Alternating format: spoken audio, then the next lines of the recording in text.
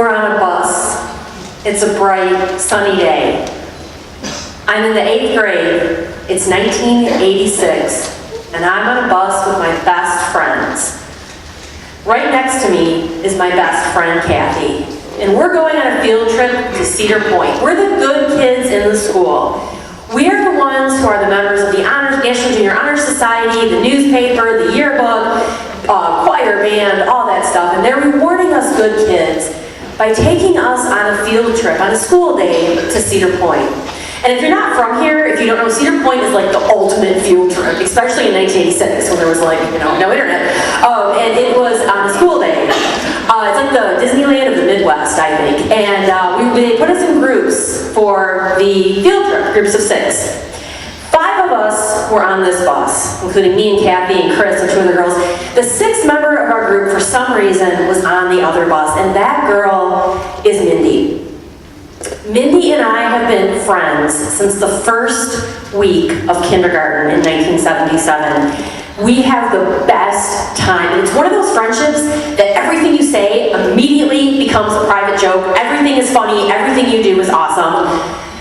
But for the whole time that I've been knowing Mindy, she's gotten picked on by other kids in our class. And there's just, her clothes they're never white, and her hair is just, and she's really messy, and she's really, really clumsy, and there's this jungle gym, okay? So in front of the school, this is none of this crap we have today with like the recycled tires and everything's very safe if you fall off. No, this is this is the 70s.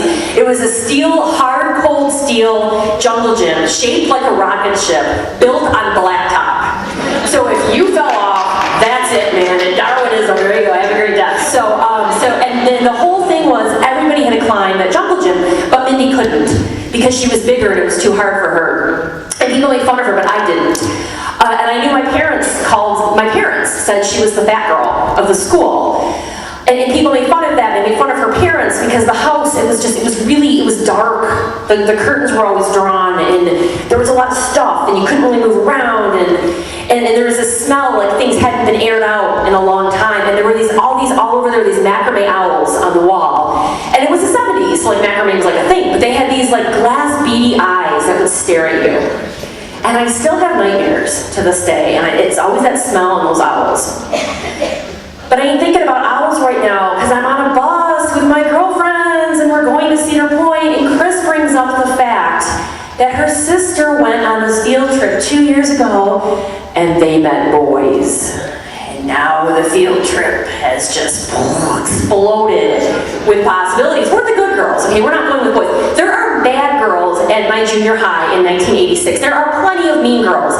They are the ones that go with boys. They are the girls who are in the hallway and they say things to you under your breath. Like, so you kind of hear it, and if you call them on it, or they act like you're the fool because you no, I didn't say anything. They're the girls, the one in particular. If she was here tonight, man, I know her face, I know her name. There was a girl who would make fun of my pants and ask me where I got them. From Oakland Mall, Mary Ann's, in case you're here tonight, Amy. Just so you know.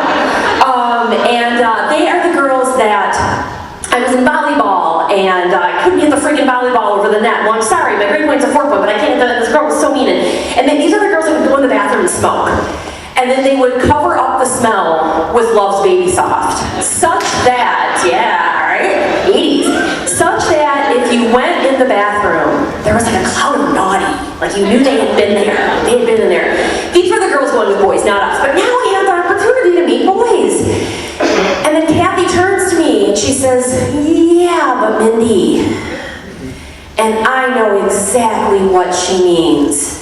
Because even though Mindy is still my friend, she is still the fat girl, the one who gets picked on in school, and she probably suffers 1,000 cuts every single day. Because her jeans are always a little too short, and you have to use the depth gel and like the mousse, and she just doesn't quite use it the same way we do. And when she does put on makeup, it's always too dark here, too light here. It just never really works. But we're such good friends. I mean, we played Barbies way past the time people should play with Barbies. And we were, like I said, everything was a private joke. Everything just became funny. Like one day we were just hanging out, me and Mindy, and she looks at me and is like, Patty, what if we get old one day? Like 30. And we forget how to talk, because that's a thing. And instead of like learning sign language, we created an entire language between the two of us called motions. And it was this. Motions was the motion.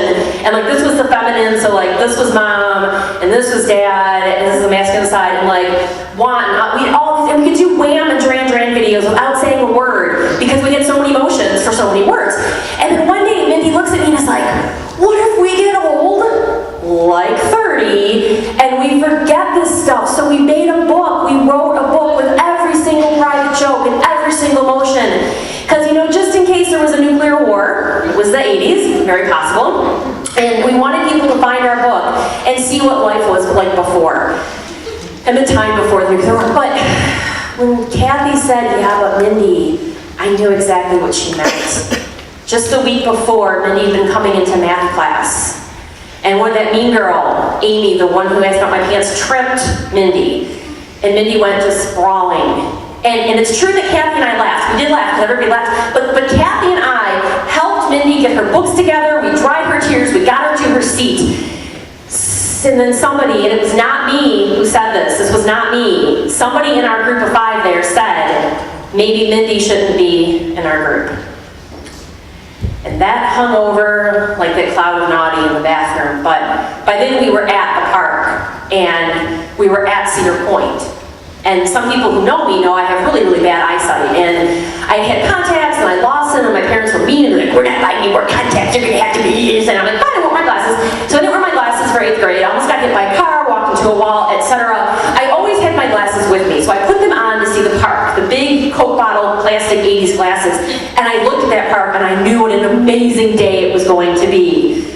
But then a boy sitting kitty corner from me looked back right at me, and I took those glasses off and put them back in my purse because I didn't want to be the ugly girl with the glasses. So I couldn't see, and so Kathy had to take my hand and help me off the bus. And we're standing there at the parking lot. Mindy joins us, and we just stood there, and people are leaving, and it's nobody we know is around us, and we're just standing there, the 6 of us. And then we're not standing there because the 5 of us are running, and we're leaving Mindy in the parking lot surrounded by strangers. And Kathy has my hand, and she's pulling me, and as I'm running and my feet are hitting the pavement, it's very bright and blurry and full of people, and I feel my little Jordache purse they're like a million colors, you wore them across your body. And I had every color, and I lent it to Mindy because her mom wouldn't get her one. And I could feel that purse hitting my hip and Kathy was pulling me, but I was also running. And we got into that park, and the 5 of us stood there. We just had left Mindy with strangers. There's no cell phones, there's no texting, she's by herself. And I should have felt something, except that I didn't.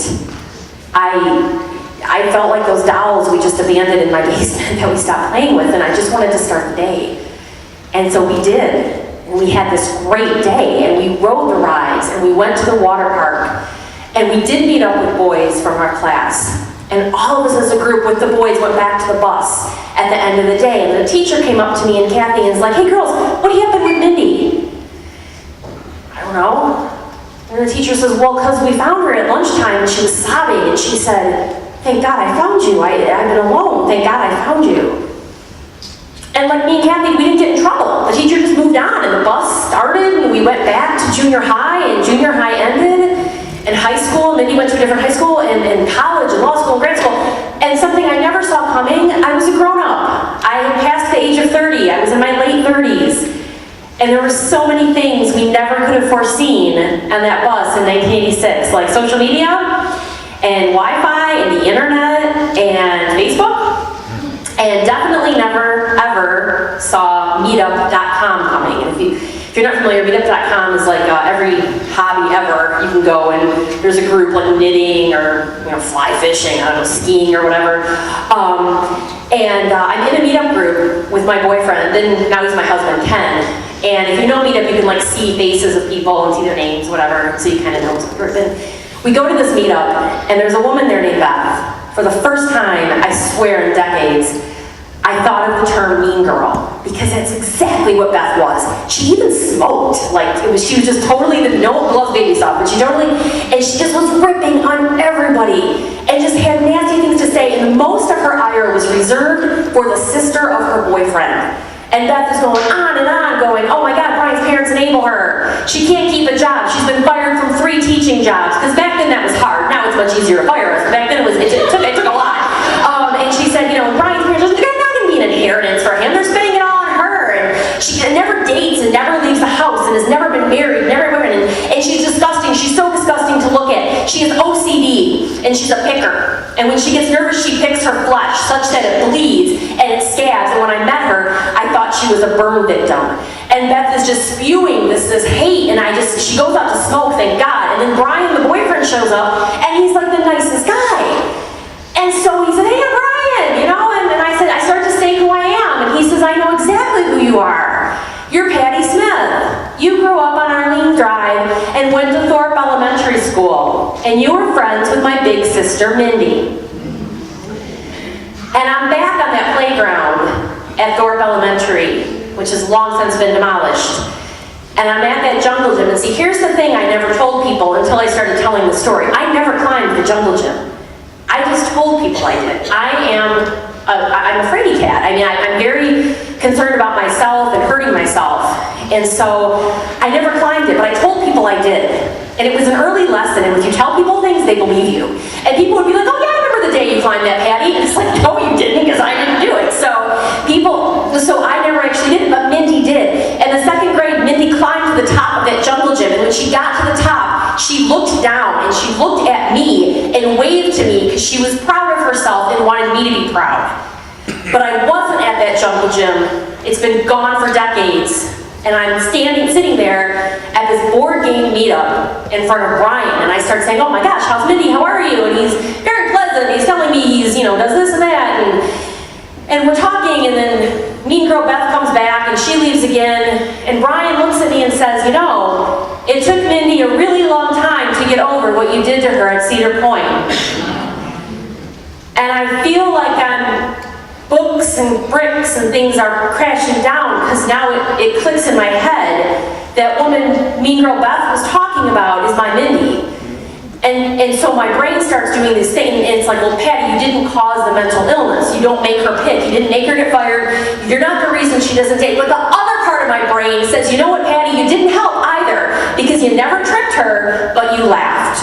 And you never called her the fat girl, but you didn't stop others. And you never stuck up for her family. You never said, maybe they don't want to open their drapes. Maybe they like owls. You never did any of that, so you didn't help. And all these things I want to say to Brian, but what I say is, I'm so sorry. I don't know why we did that. And Brian says, yeah, she didn't see it coming. She never saw it coming. You were her friends. You were the nice girls. She never saw you coming. And I open my mouth again and I say, I'm so sorry. I don't know why we did that. We weren't the mean girls. And Brian is he's pleasant, but then Ken and I leave, and I'm crying and I'm sobbing, because I want Ken to know I'm a nice person. And I said, Mindy got her period in school and bled all over, because when freaking God or fate or whatever hates you, it really freaking has it in for you. And sorry. I tell this in other venues where lots of cussing. And so if you know me, you know there's lots of cussing. And I'm telling my boyfriend Ken, I'm like, everybody was making fun of her, and the teachers didn't say crap, because the teachers never said crap. But I didn't make fun of her, and I stayed after, and I helped her clean up the blood, and I wrapped my sweater around her waist, and I'm a nice person. And Ken says, I know you're nice. And I get home, and one of those things we never saw in 1986, 8th grade, was Facebook. And I'm on Facebook with Kathy, the one who was next to me who held my hand. And I just vomit this entire story into Facebook.